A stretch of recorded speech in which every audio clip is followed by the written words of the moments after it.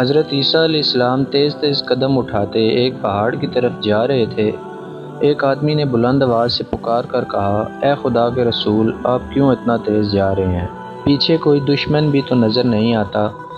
حضرت عیسیٰ علیہ السلام نے فرمایا، میں ایک احمق آدمی سے بھاگ رہا ہوں، تو میرے بھاگنے میں خلل مت ڈال۔ اس آدمی نے کہا، یا حضرت، کیا آپ وہ مسیح نہیں ہیں جن کی برکت سے اندھا اور بہرا شفا یاب ہو جاتا ہے، مردے پر کلام الہی پڑھتے ہیں اور وہ اٹھ کھڑا ہوتا ہے، مٹی کے پرندے بنا کر ان پر دم کریں تو وہ اسی وقت ہوا میں اڑنے لگتے ہیں؟ آپ علیہ السلام نے فرمایا، بے شک میں وہی ہوں۔ پھر اس شخص نے حیرانگی سے پوچھا کہ اللہ تعالیٰ نے آپ کو اس قدر قوت عطا کر رکھی ہے، تو پھر آپ علیہ السلام کو کس کا خوف ہے؟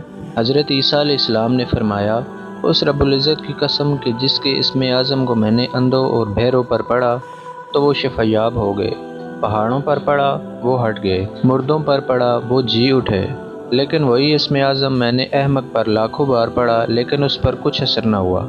اس شخص نے پوچھا، یا حضرت، یہ کیا ہے کہ اسم اعظم اندھوں، بہروں اور مردوں پر تو اثر کرے لیکن احمق پر کوئی اثر نہیں کرتا؟ حالانکہ حماقت بھی ایک مرض ہے۔ حضرت عیسیٰ علیہ السلام نے جواب دیا، حماقت کی بیماری خدائی قہر ہے۔